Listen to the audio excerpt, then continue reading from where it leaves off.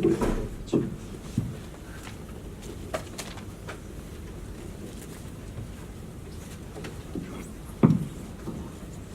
thank you for being here this evening.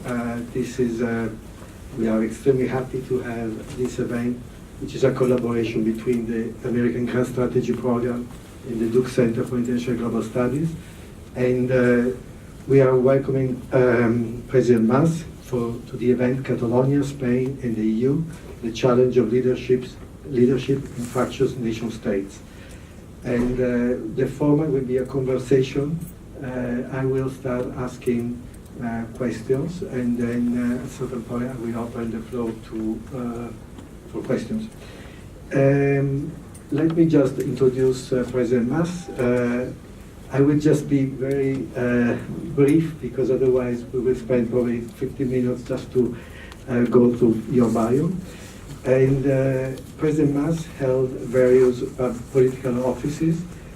He has been president of the government of Catalonia from December 2010 to January 2016. He has been Prime Minister of Catalonia from 2001 to 2003, Minister of the Economy and Finance from 1997 to 2001, and Minister of Public Works from 1995 to 1997, in addition to other positions. President Mas held political offices in terms of party affiliations.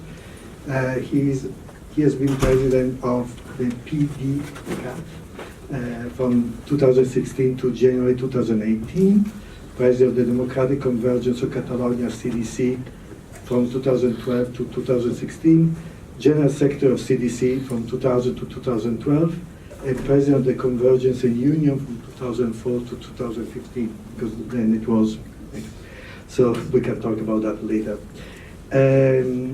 This event is also part of the Duke at Home in the World, which has been, we are close to the end of the month. November has been a very busy month for us interested in global/international issues. And the reason is that we had this idea of having a month in which we feature and showcase events and activities related to international global issues organized at Duke, and this is part of this series. As I said, I would like to start the conversation, and before doing that, I will to say thank you to both the American Grand Strategy and the Duke Center for International Global Studies for organizing this.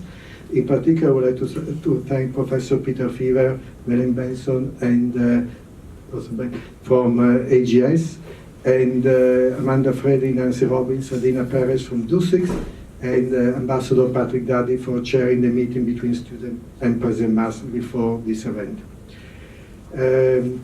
Now, unless you want to say a couple of words before we start, we can start with questions. And of course, as many of you know about Catalonia, Spain, and what has been going on for several years. And at the same time, I'm sure there are students and other members of the community who are not so familiar with the situation. So I would like to ask Mr. Mas to tell us what happened a year ago and where we are now, since things have changed over the last year, and what do you expect to happen, at least sooner rather than later? Okay, thank you, and thank you for the invitation to take part in this talk, and probably the Q&A session afterwards. Okay. If I have to sum up the situation in Catalonia and Spain, I would say that, as you probably know, 1 year ago, we held a referendum on independence. That referendum was the result of 6 years of people pushing for the exercise of the right to decide the political future of the country. So First, I would like to underline that the process we are living in Catalonia is not something driven by political parties. It was initially driven by people. It is a grassroots level movement. This is interesting from the social and democratic point of view. And political parties tried to channel the aspirations of thousands and thousands and thousands of people. Imagine a country, Catalonia, south of Europe, in the Iberian Peninsula, with 7.5 million people, and every year in the last 6 years, with demonstrations of more than 1 million people in the streets of Barcelona and other villages of the country. Imagine that. This is something that stems from people. This is not only a matter of politicians. It is something that is deeply rooted in a relevant party of the Catalan population. So, because of that social and popular atmosphere, in the end, we organized a consultation in 2014. I was president at that time, and another referendum in October last year.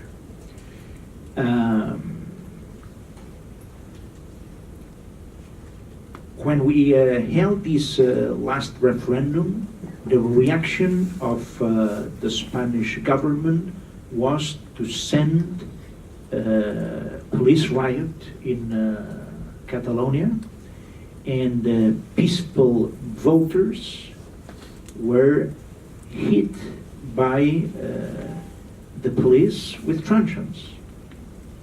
That was the case. But many people defend the polling stations and the ballot boxes, and the referendum took place without all the guarantees needed for a referendum. That's true, but it took place. And again, the reaction of the Spanish institutions in Madrid was very harsh, in the sense that they started they sent politicians to prison. We have right now 9 Catalan politicians behind bars. Our former president, Carles Puigdemont, is in exile in Belgium, together with some of his former ministers. And the trial is about to begin in a few months under the penal code. And some of the former members of the Catalan government are accused of rebellion. So, with sentences that can mean more than 20 years in prison. This is the situation. So, something very real, something very difficult to deal with individual harsh consequences for people, for some people, and with the impression that we are not the winners, because Catalonia has not become an independent country. This is the reality. But at the same time, Spain, with its mighty powers, has not been able to win the trial of strength, the test of wills. This is the situation. Just to sum it up. Okay, I'm sure some members of the audience will ask more questions about this. Just because we are talking about the present situation, and so how is the relationship between the leader of the Catalonia government right now, and Prime Minister Pedro Sanchez? Because they were also talking about a new referendum. Yes. Well, all what I said before happened when there was a conservative government in Spain. Mariano Rajoy was our prime minister at the time, There was a, I don't know exactly the expression in English, but if I say, if I say motion of censure, it is understood, yes? Motion of censure. There was a motion of censure in Madrid some months ago. We gave support to that motion of censure, and the result was a new government in Spain without elections, because the aim of a motion of censure is to change the president of the government and the government without elections. So now Pedro Sánchez is the prime minister. He belongs to the Socialist Party. The situation is more or less the same it was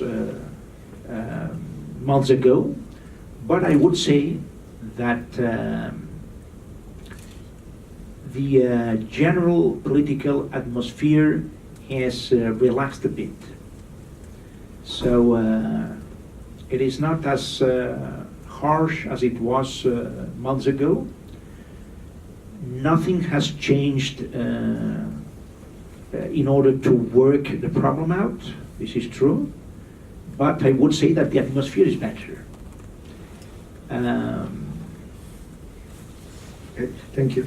Again, there are questions about how many people in Catalonia are really looking forward for a total independence or partial independence, because when I've been doing my homework, I found all kind of polls, and what is your take on that?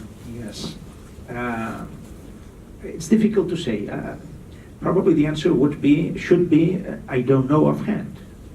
Because in order to know how many people are in favor of independence or against independence, our purpose was to hold a specific referendum on the issue. This is the only way to count people. This is what happened in Quebec twice, in 1980 and 1995, if I remember correctly. So in Canada. This is what also happened in the UK in 2014, when there was an agreed binding referendum in Scotland. And let us remember that the pro-independence movement lost the referendum, so the outcome was that Scotland remained in the UK. And this is exactly what we are trying to do in Catalonia, because again, as I said, we have more than 2 million people asking for independence.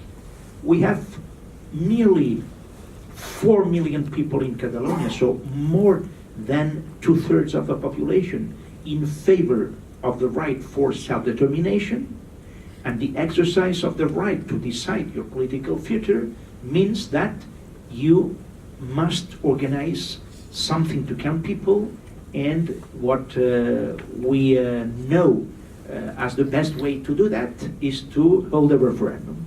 But this is politically impossible in Spain, because the reaction in Madrid is, well, we know that you have a parliament with an absolute majority in favor of independence.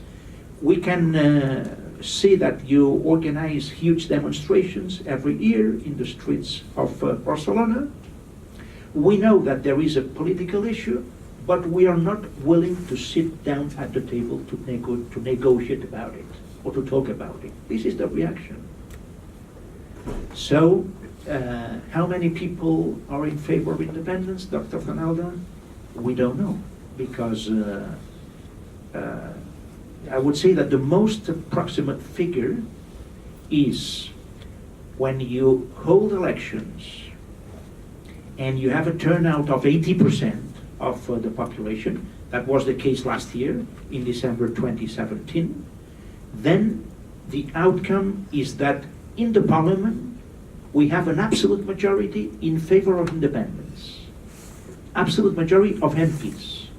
If you count the votes last year in favor of political parties that defend independence, then it's 48% pro-independence. If you count the votes for political parties that are against independence, it's 43. So this is the figures we know: 48 for, 43 against. The rest we don't know, because they go to elections, but they don't say to people what they exactly defend. Very split. So I would say there is probably a situation of even split in Catalonia, 50-50, let's say that. This probably is the most approximate approach to the issue, 50-50. But again, more than 2/3 in favor of the right to decide our political future. So if you look at the democratic issue, there is a broad majority. If you look at the independence itself, then the majority is not so big, and there is probably 50% against, 50% for. Oh, thank you, that is very useful. And again, for outsiders, it's difficult to understand what will be the economic benefits for Catalonia if total independence will occur, especially considering the position of the European Union. Yes. First of all, let me say that we don't aspire to have total independence, because if you belong to the European Union, you don't have 100% of your independence. You have to share your sovereignty with the rest of the members of the European Union. And the proof is that when a country wants to recuperate its real independence, this country decides to leave the European Union. This is the case of the UK, because they want to become again a real independent country. They leave the European Union. This is not our case. The majority of the Catalan people would like to remain in the European Union. So if we reach independence, it won't be a total independence. That is where it's difficult to, Yeah. negotiation is difficult, right? That's right. But imagine that we become an independent country, describing independence as I did before. We would have the same situation countries like Austria, like Denmark, like Sweden, like Belgium, like the Netherlands have. Are they totally independent? No. But they are much more independent than we are. They have much more, many more powers. Their parliaments can take a lot of decisions, we can't. And they can collect all their taxes. And this is not our case. So the first economic gain we would have if we became an independent country would be to be the owners, in brackets, of our of the taxes that the Catalan economy produces every year. So, in fact, we would have more money, and more money from the economic point of view means more social services or public policies from the social point of view. Money is not the aim. The use of the money is the aim, and the use of the money, of the additional money, would be focused on the social services, the infrastructures, the small and medium-sized companies, the labor market, etc. Sure, no, I understand that, and I will get back to that point, because I think this is some of these issues are raised in other countries. For instance, in my own country, in Italy, the League, formerly the Northern League, would like to do the same with Northern Italy, or at least used to think about Northern Italy. Now they have expanded over the rest of Italy. But I think that will be a big challenge for the European Union, and we will get back to that point. Before talking about the European Union and the reaction to these type of claims, I'm also thinking about Spain as a nation state. So what will be the future of Spain if some of the historical distinct regions, formerly sovereign states, gain independence? Because this is not only a problem for Catalonia, but also for other regions. Yes. And so I understand also the Spanish position. This is a key point. What would be the future of Spain as a country? It would depend on the terms of the negotiation.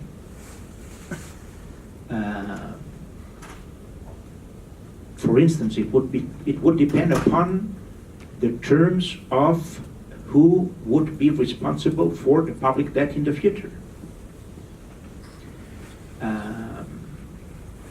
If there is the independence of Catalonia without an agreement with Spain, then theoretically Catalonia could become an independent country without taking its part of the Spanish public debt. And that would be a complete disaster for Spain and for the European Union, because in this case the euro would be at stake. Imagine the borrowers all over the world saying that Spain cannot pay back its public debt. That would be a disaster. So, as a matter of fact, it is, I think, almost impossible to see an independent Catalonia without an agreement with the rest of Spain and the rest of Europe. If there is the negotiation and an agreement, then it depends on the terms of this agreement. But in my opinion, Spain is an outstanding country. So even without Catalonia, if we can talk in these terms, even without Catalonia, Spain has a bright future. Why not? 40 million people, a dynamic country with a long history, with a relevant position in the European Union. Today, a modern country. It was not a modern country some decades ago, but now it is. So why not? The question could be, what is the future of Catalonia without becoming an independent country? Well, yes, and I think that then we can talk about the European Union, because then we have to think about a European Union of regions rather than nation states. So that will, of course, and as we know from the negotiations between the EU and the UK, which actually are probably easier in a way, because at least the UK has an independent currency. So for Spain would be, I mean, for Catalonia would be even more complicated, because there's that, and also the public debt issue, definitely. Before we switch to the European Union question, this is just because recently there have been a lot of talks about this new movement, Vox, and Vox is certainly against all type of independent movements in Spain, and it's gaining traction. Of course, perhaps the traction is really few points, but it's certainly the press is really following the rise of Vox, and what is the reaction in Catalonia and in other regions to this threat? I think that the raison d'être, the Vox, is the populist reactions you can see almost everywhere.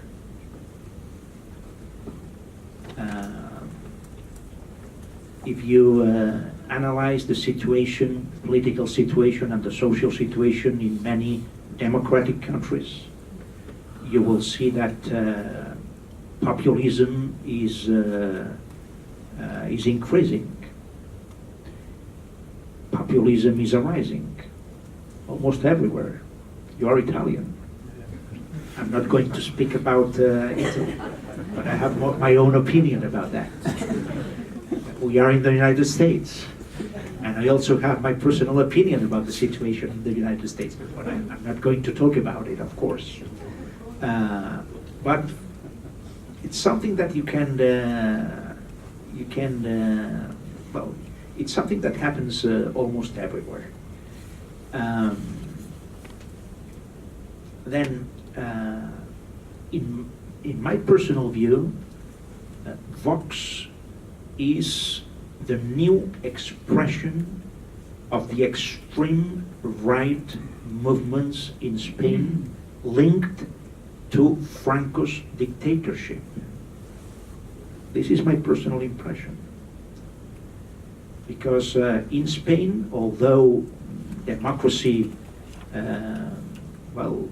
was recuperated almost 4 decades ago, there have always been people who were nostalgic about Franco's era.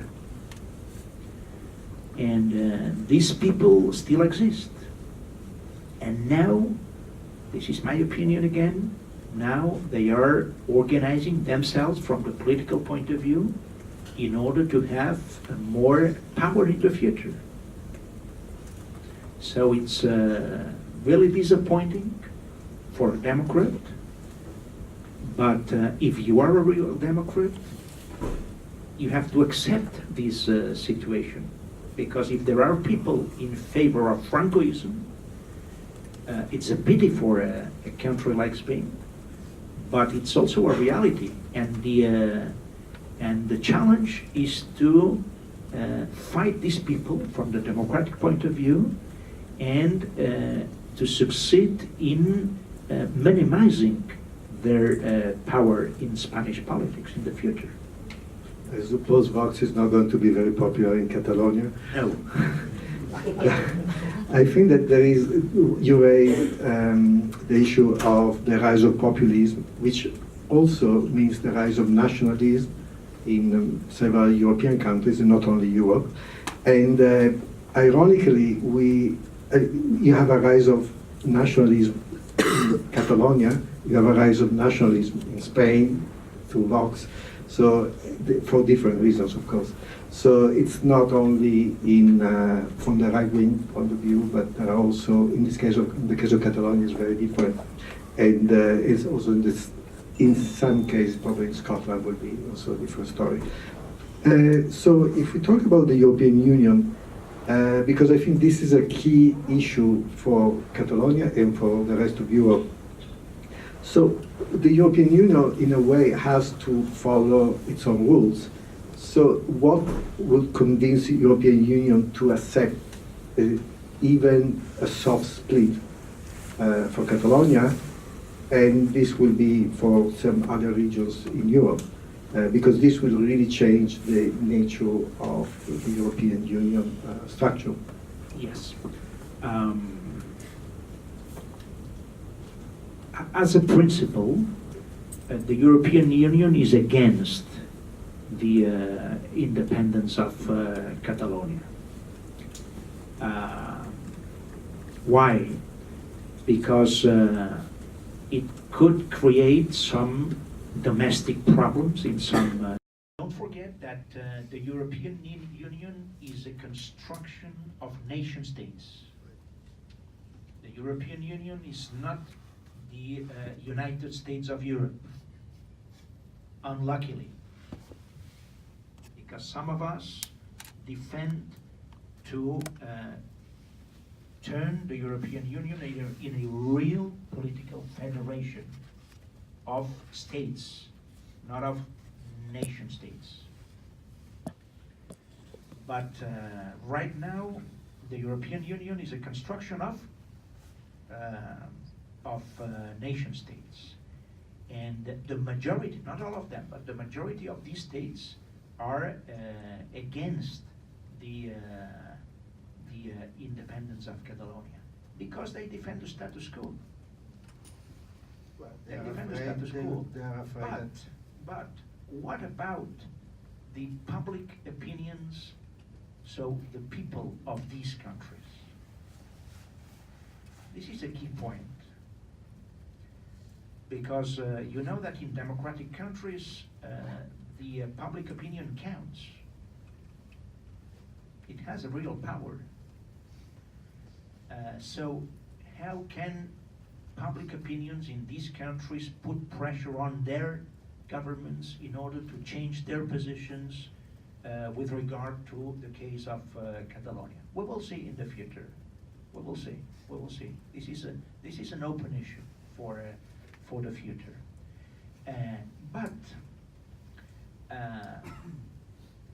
it is. I think that it is interesting to point out that the majority of the European countries may be against the independence of Catalonia, but they are not against the right to decide the political future of Catalonia, and they are not against a political agreement between Barcelona and Madrid.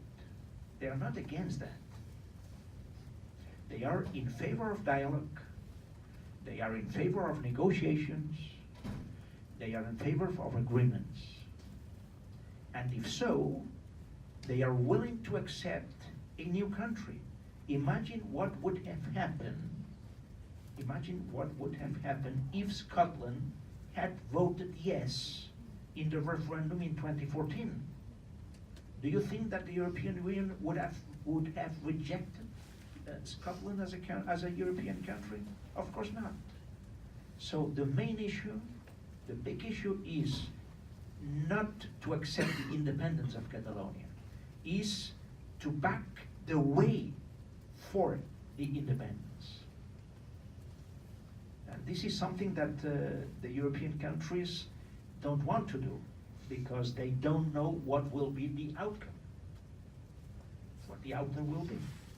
When you were president, did you ever ask the European Union to mediate between Spain and Catalonia, or was it impossible? No, it was not my case, because we hadn't reached at that time the point we reached 1 year ago.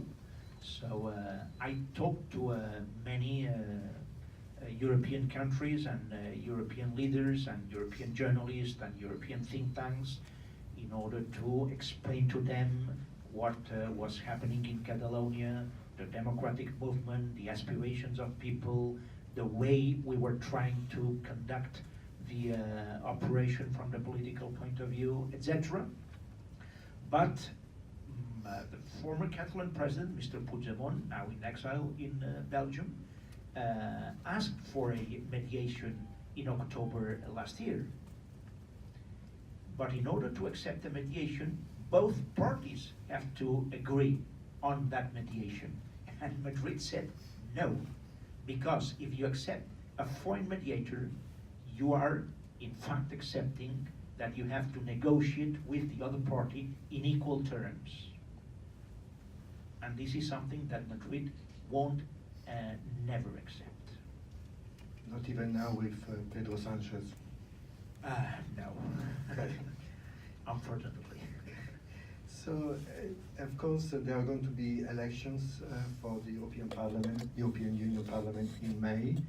So I'm sure that new seats will be gained by the populist and nationalist movements in other countries. Do you think that what's going on in Catalonia and the rest of Spain will have an impact on the results of the European Union Parliament, at least in terms of the representatives from Spain? And if these sort of nationalist and populist movements gain more seats in the European Union Parliament, is it possible that the European Union will have to rethink about the design of the European Union? I would like so, but not because of the push of populism, but because a deep thought about what the European Union should be in the future. In my opinion, is globalization against decentralization? My answer is no. Decentralization is the other side of globalization. The more globalized the world is, the more pressure for decentralization exists. Because the big issues have to be decided at a federal level, but the day-to-day subjects of people have to be decided locally. So there is not a contradiction between globalization and decentralization. In my opinion, there is a lack of globalization in the European Union, in the sense that there are 28 nation states, but without a central real power in Brussels for the big issues. And if the European Union wants to play a role in the world, they need to turn the European Union in a real political federation. In my view, the United States of Europe, something that Winston Churchill defended in the 40s, last century. And then imagine that the European Union were able to turn into a real political federation. Then the structure of that union would be dozens of states, like the United States of America, with limited powers, but relevant powers. Yeah, it's a federation. It would be a federation, and if that were possible, then, and you know that I'm defending the independence of Catalonia, but in this situation, I would understand that Catalonia should be like Massachusetts, well, or North Carolina. Let's say like Massachusetts. 6-7 million people, powerful industry, export-oriented, universities, research centers, like in North Carolina. Yes, why not? That would be the future of a region or a nation like Catalonia. But if the European Union or the nation states of the European Union are not willing to turn the European Union in a real political federation, then a person like me would like that Catalonia were like Austria or like Denmark. Again, same population, open economies, but in their case, a lot of powers in their parliaments, the ability to manage the day-to-day of the population, etc. So it depends on Europe. Sure. Yeah, at the end of the day, yes, I agree.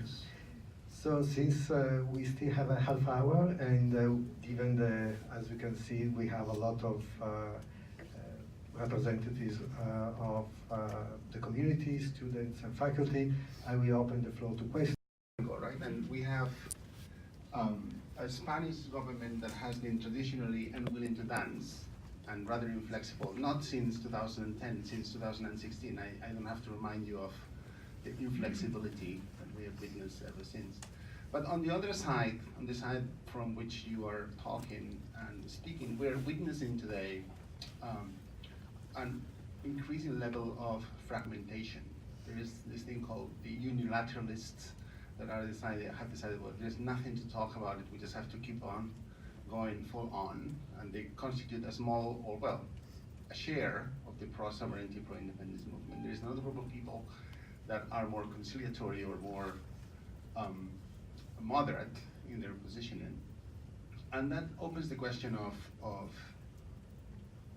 what kind of common space is feasible to find a solution. Let's just imagine for a moment, let's be over-optimistic, that there's going to be a Spanish government one day that is willing to talk politically.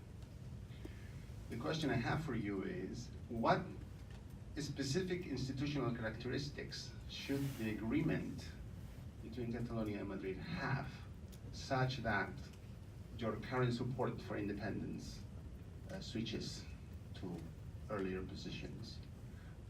In terms of two things, one is the money. We already talked about the money, but I actually don't think the money is the big problem. I think it's the problem of political and institutional guarantees. And that speaks both to the formation of the common will in the Spanish state and also the problem of the judiciary, which is not exactly well designed, as you are all suffering. So I would like to hear more about what is your ideal world for My ideal advance? world. My ideal world is to be out of politics. Well, that's a joke. I think that the common agreement in Catalonia between people and Catalan political forces could be the referendum. And the big issue is one day Madrid willing to accept a referendum on the Catalan political situation?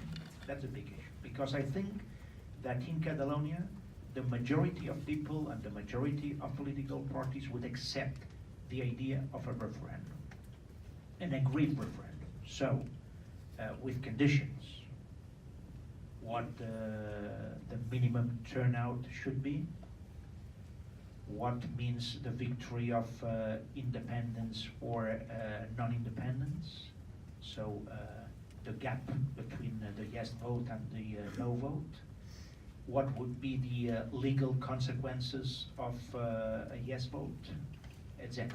So this is something that I think that in Catalonia everybody could accept. What else should the Catalan people accept, in my opinion? They should accept that the referendum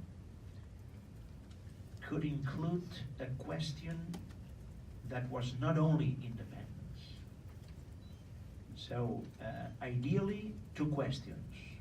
One question would be independence, and the other question would be something that Madrid could put on the table in order to convince Catalan people to accept remaining within Spain, but with additional powers, with a reinforced autonomy. If one day Madrid accepted that idea, then I think that the Catalan political forces should sit down at the table and negotiate in these terms. What should Madrid accept? That was the question. First, the idea of the referendum, because the referendum is the solution, it is not the problem. They see as the problem, but it is the solution, because it is the way to give word to people. People have the last say in such a strategic issue. And the other thing that Madrid should accept is that one of the questions of the referendum should focus on the idea of independence. So in fact, my idea would be a referendum with two options. One option would be independence, the other option would be a political proposal from Madrid to reinforce the Catalan self-government. But the question is Madrid willing to accept a referendum? The answer is no. Second, has Madrid put on the table a specific political offer in order to convince Catalans to remain in Spain? Even Catalans who are in favor of independence? And the answer is no again. The question was, what should that policy proposal from Madrid, hypothetically, suppose Madrid accepts the idea of a referendum, there are many Yes. people outside of Spain that support Yes. support that option. What should be their proposal? What characteristics should the proposal have such that people like you turn away from independence and decide to remain Okay, in Spain? I won't turn away for one reason. For one reason, because I don't trust them. I don't trust them. According to my personal political experience, I cannot trust them. But this is a personal opinion. It doesn't count much. It is not very important. It's my opinion. Don't forget that because I helped to organize a non-binding consultation in 2014. Because of that, I have been prosecuted, tried, accused of disobedience, embezzlement, malfeasance, convicted of disobedience, and barred from public positions for 2 years. And I have an open case in the accounting Spanish tribunal, and they asked me to pay 5 million euros for a non-binding consultation. So I cannot trust them from the personal point of view. But, as I said, the most important point is not my opinion. What should the central government in Madrid or the Spanish political forces put on the table in order to make their proposal more attractive? It's quite clear. More self-government, more guarantees that the Catalan powers will be effective, more tools to deal with modern challenges, the ability of the Catalan parliament to pass real laws on a lot of matters, the taxes, of course, the ability to establish foreign relationship with other countries in Europe, in the world. All these things. But there is nothing on the table right now. Okay. Good afternoon. My name is Eliana. I'm a student in the Romance Studies Department. As you may know or may not, tomorrow more than half of the Spanish public universities are holding a referendum about students are questioning whether we should have a monarchy or a republic. So I had two questions. Would you say that the Catalan referendum had the side effect of opening this wider debate? And my second question as a follow-up is, if this debate left the university and took like a wider scope, how do you predict it could affect the Catalan situation? Thank you. The first answer is yes. I'm absolutely convinced that the Catalan political process has had effects in other parts, other regions of Spain. Not in the short term, but probably in the long term. And excuse me, the second question was? How do you think it would interfere with the Catalan question if that debate took over? Well, I think that to a certain extent, it won't interfere very much, because according to public polls, opinion polls, a broad majority of the Catalan people are in favor of a republic and against the monarchy, and especially after the speech King Felipe VI gave 1 year ago, in October last year. He is the head of state, but that day he didn't act as the head of state. His position was to defend everything except the people who were willing to defend the right to decide of Catalonia as a country. Hi, I'm Spencer Dorsey. I'm a graduate student in political science here. I'm working on a paper right now that looks at political backlash against violent suppression We're looking particularly at the case of Catalonia, comparing the 2014 and the 2017 referendums. What we found is that after the 2014 referendum, support for independence actually drops pretty significantly and stays down for a while. But after the 2017 referendum, support for independence actually goes up after the repression. We think we can explain that in 2017. But I'm hoping you can give me some insight as to why support for independence would drop after the 2014 referendum. Why?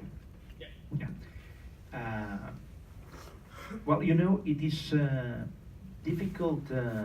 It is difficult to find it out because when we decided to hold the consultation in 2014, because the turnout was not above 50% of the population, like in October last year, I personally took the decision to call snap elections. Because my idea at that time was, if we do our best in organizing a consultation, and there is not a sufficient turnout, then I want to know the opinion of all the Catalan people who were not invited, let's say that, to vote on the consultation. So we held elections in September 2015, so only 9 months after the consultation. And the turnout was 75%. So a lot of people went voting. 3/4 of the Catalan population. That was the highest participation in history for the Catalan parliament. So it was a very representative picture of the Catalan society at that time, 3 years ago. And what was the outcome of these elections?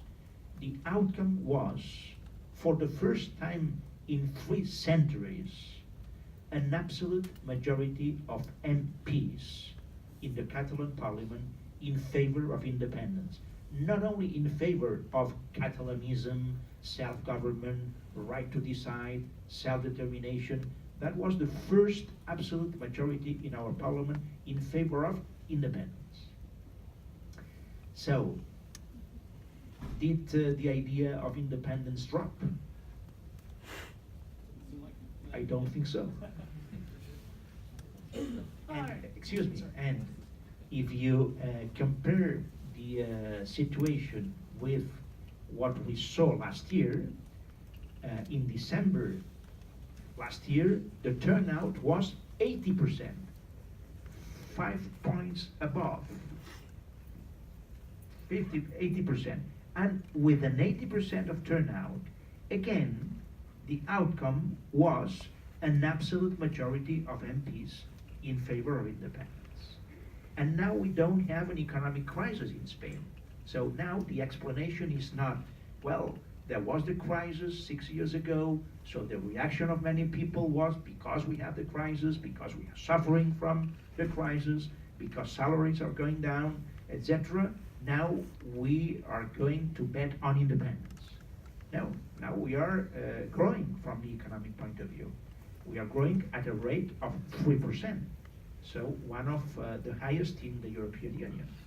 More than Spain. More? More than Spain in general. A bit more than Spain, but Spain again is also doing very well from the economic point of view, because the economic growth of Spain is around 3%. It's definitely above the average of the European Union.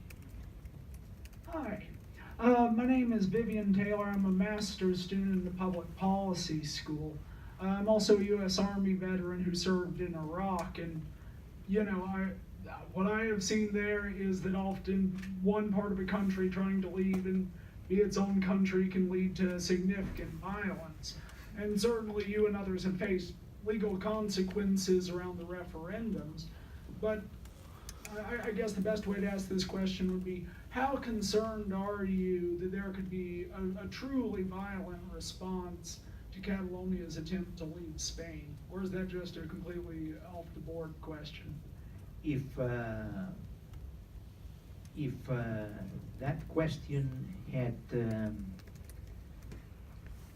been posed 50 years ago, my answer would have been, I'm very worried about the real possibility of violence. But not now. Not now to the same extent. 50, 60 years ago, quite likely the consequences of the referendum last year would have been not only the police riot hitting peaceful people in Catalonia, but probably deaf people, probably 50, 60 years ago. And nowadays, I think that this is much more difficult. The reaction of Spain is not to kill people now.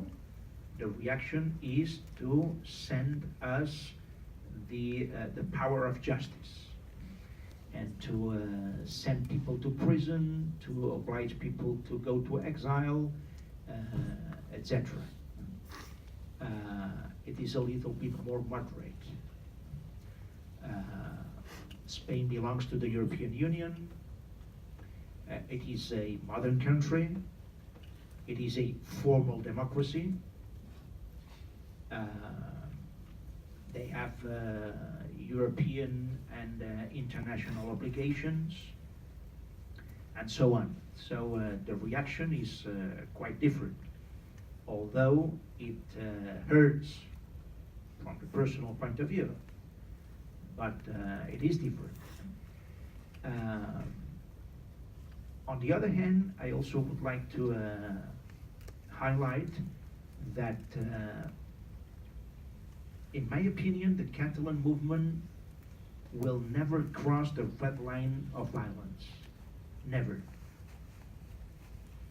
And if someone think that this red line can be crossed, then a lot of people in Catalonia will keep them at bay. Definitely. Because one of the main characteristics of this movement is that it is a peaceful movement. You can see people demonstrating peacefully without throwing one sole paper, without breaking windows. Absolutely peaceful. And this is the mood for the future. We have never to cross the red line of violence.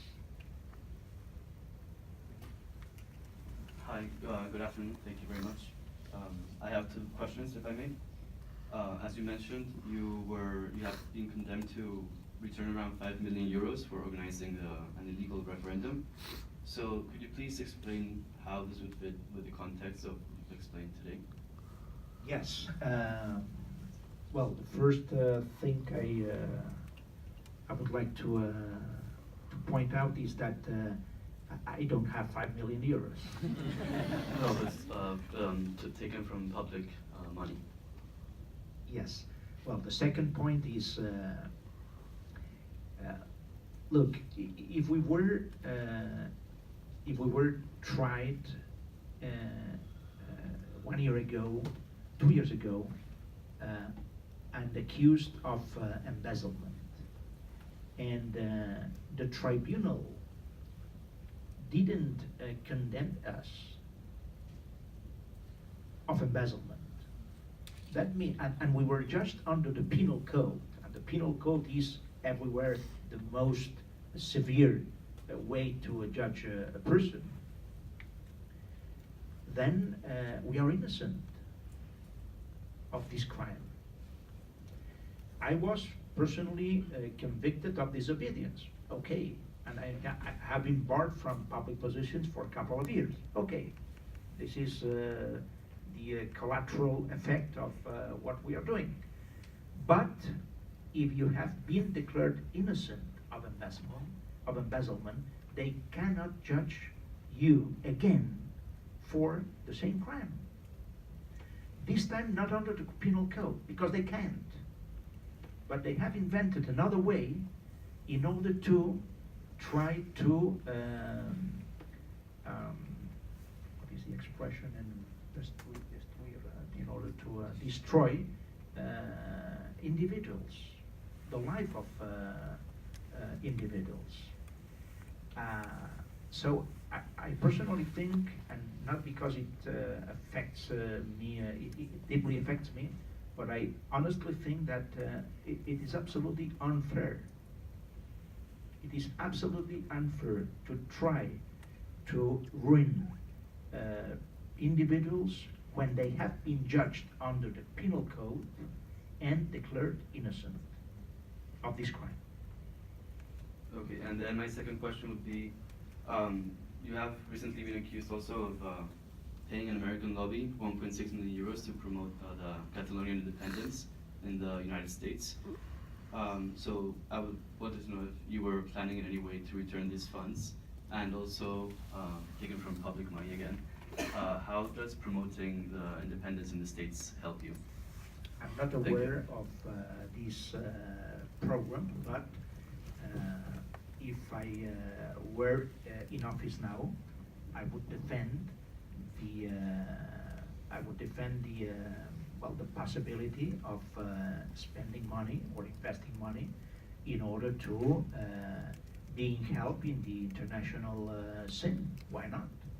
If we are defending a democratic issue, why can't we spend money in order to convince people to back us? Why? So it is public money, of course, but does Spain spend a lot of money right now in order to convince other countries to go against the independence of Catalonia? Yes, they do, every day. How? Sorry, how? Every day.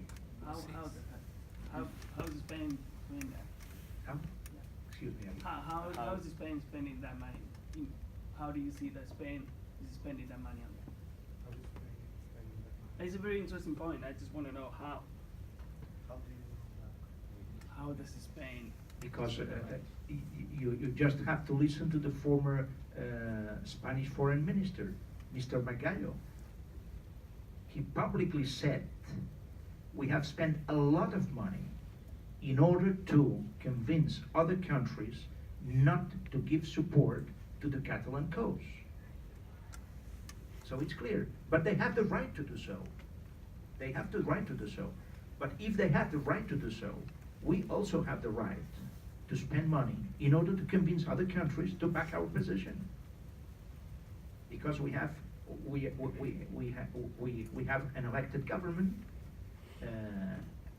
and we are defending a democratic cause. So are you planning on returning them? Or? My name is Dryden. I'm an undergraduate here, but I was wondering what you think about if Catalonia were to become independent, if it would spark other referendums in other areas of Spain. What I think about, excuse me? What you think about if it would spark other referendums in other areas of Spain? Of Spain, okay. I think that there is only one other area of Spain and where a referendum could be organized in the future. And that area is the Basque Country in the north of Spain. The rest of the areas of Spain don't ask to hold referendums. They are not thinking about independence. So there are only two areas in Spain that could likely ask for more referendums. Catalonia is one case, of course, probably the most representative one right now. But the Basque Country that years ago tried also to organize a referendum, what it was called the Plan Ibarretxe. Ibarretxe was the president of the Basque Country at that time. We don't know if in the future they will ask for a referendum. Don't forget that the Basque Country is right now an independent country from the economic point of view. So in this specific area, economy, taxes, etc., they don't need to ask for independence because they are already an independent country.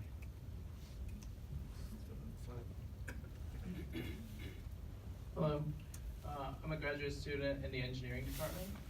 Right now we're watching the political fallout from Brexit. The Brexiteers have possibly, most likely, overpromised the benefits of Brexit. So how do you think this applies to Catalonia and your position as one of the leaders of the Catalonia independence movement? Like, how will you ensure it won't happen there, similar? Well, I would say that the best thing of the Brexit is not the Brexit itself, because I'm against Brexit.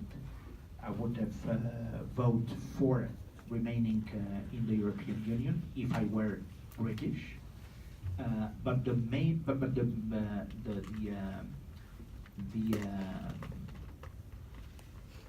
good side of the story is that it was decided via a referendum. So the implication in Catalonia is, if to take such a relevant decision, the British were invited to vote through a referendum, Catalans should be granted the same.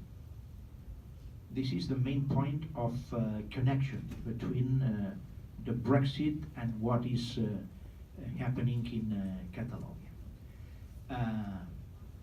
The second point is, once you organize a referendum, then the consequences of the decision should have to be explained before, in order to give all the reliable and necessary information to people who are taking such an important decision. And the answer is yes. This information was not sufficiently available in the referendum of the Brexit. So it can happen that people who voted for leaving the European Union now can regret that decision, but they don't know if they will have a second opportunity to modify their vote. And the third question is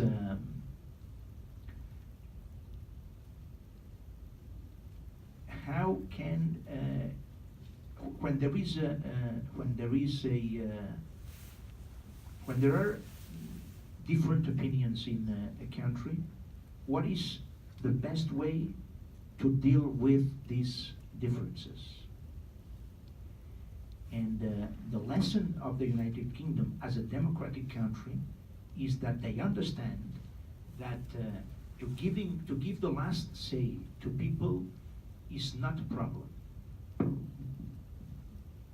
It's something that is good for democracy. This is the third lesson. Hi, I'm Austin. I'm an undergraduate interested in political science and Spanish, and I understand that you are not concerned about violence from the independent movement itself. But as I see it, it is important that every developed country have some manner of defending itself should a conflict arise. How would Catalonia be prepared to defend itself militarily should Madrid come to terms with the referendum and the country achieves independence? We are not prepared to do so. We are not prepared. So if the terms of the balance, if the terms of the battle are violence, we will lose. 100% sure. If the terms of the battle are democracy, we can win. We can win. One more question? Two, okay. So those, the last two questions. You was speaking about the money, no? About how employ you the money if you get the authority in Catalonia or the autonomy in Catalonia. But today, when I awake, I saw that one of your mate of coalition, Kim Torra, is a very bad days because many protesters against his economy rules. And what do you think about that? And the second question is, how do you define the Comité de Defensa de la República? Yes, okay. Well, you know that, excuse me, you know that some years ago when the economic crisis was very deep and we had to follow the regulations of the European Union about the control of public deficits, we had to cut expenses in Catalonia, in other European countries, in other areas of Spain, etc.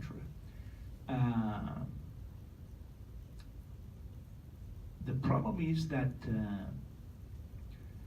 the public finances of Catalonia have not improved dramatically in these recent years. So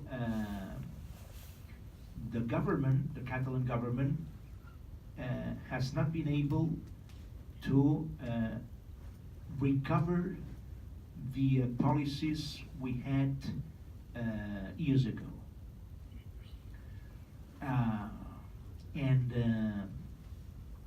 the logical consequence of that is that a lot of people are angry and they protest because they have the right to do that. Would you mind to defend expense? Excuse me? What do you say when you say expense? I mean, Expenses? yes.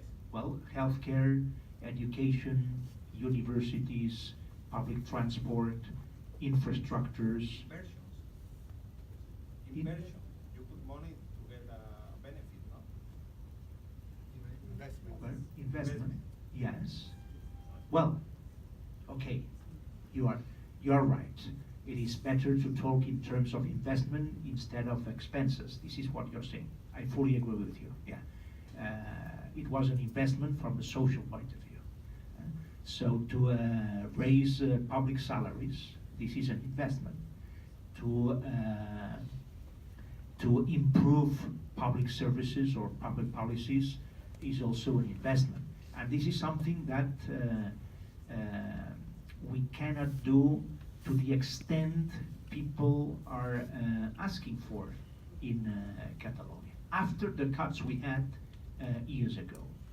So they have the right to protest, and they are right in their requests, in the majority of their requests.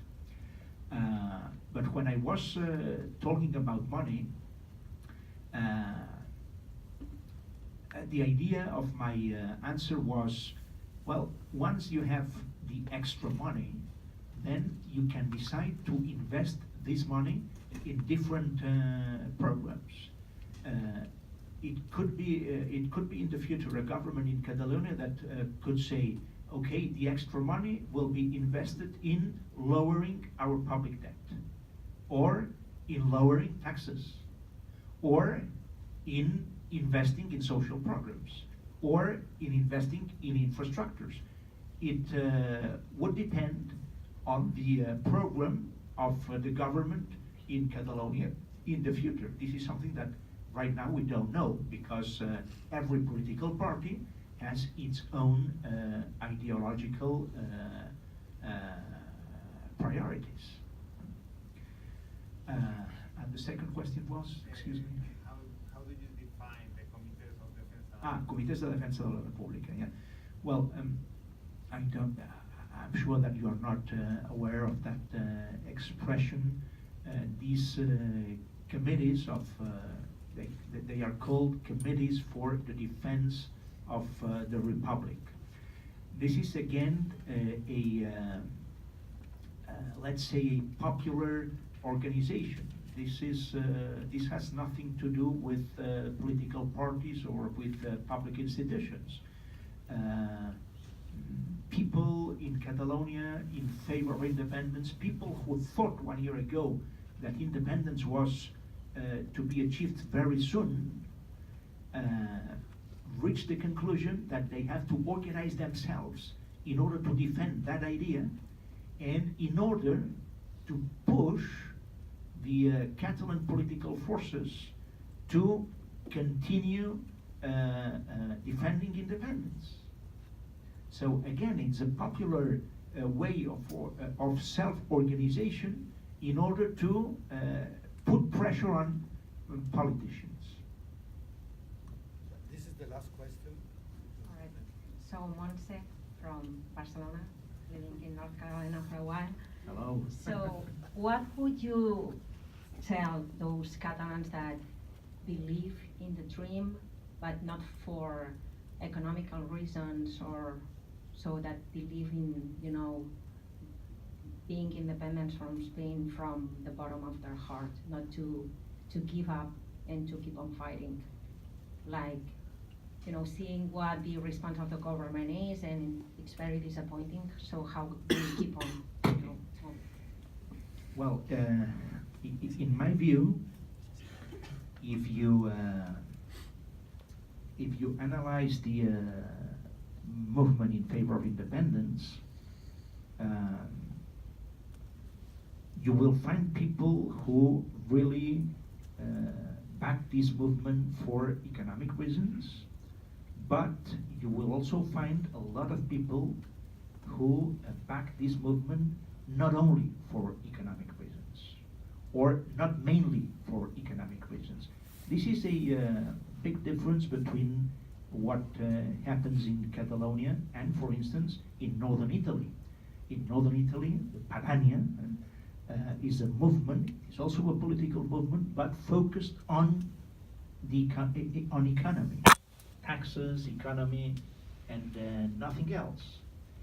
In Catalonia, I would say that the main reason is the democratic reason, and the second reason is probably the cultural reason and the aspiration of having a better life in all senses. In all senses.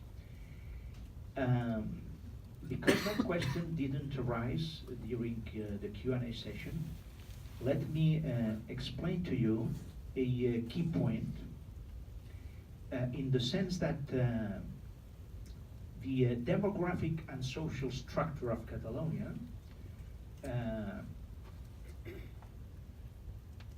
is so particular that for itself, it doesn't explain why Catalonia is asking for independence.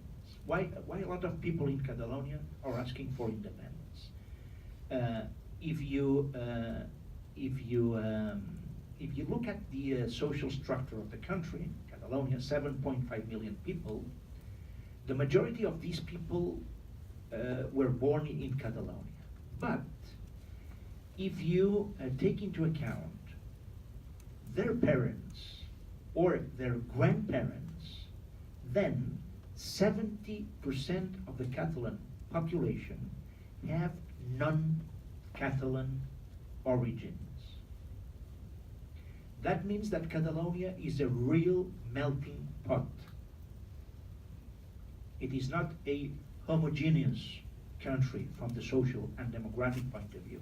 It's a real melting pot. The majority of these people came from other areas of Spain decades ago. But 1 million people out of 6 at that time, 1 million people came from non-European countries in the last 15 years. People coming from Morocco, north of Africa, sub-Saharan African countries, Latin American countries, Pakistan, China, and that happened in only 15 years. I know that in the States there is a big debate on that issue right now. But our experience in Catalonia is that we have received 1 million people in 15 years coming from countries that are non-European countries. The big question then is how a melting pot is asking so broadly for self-determination and independence, because this is something related to ethnical countries, not to melting pots. And the case of Catalonia is completely different. So it is interesting from the democratic point of view, grassroots level movement, and from the social point of view, because that means that many people who came from other regions of Spain or who came from other countries are giving support, probably not to independence itself, but to the right of Catalonia, so of all Catalans, to self-determinate.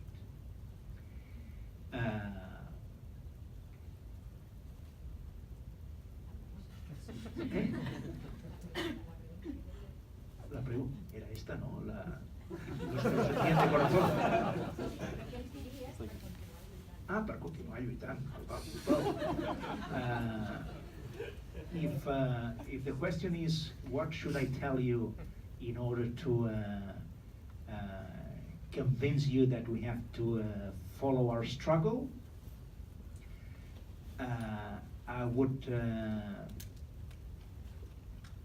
remember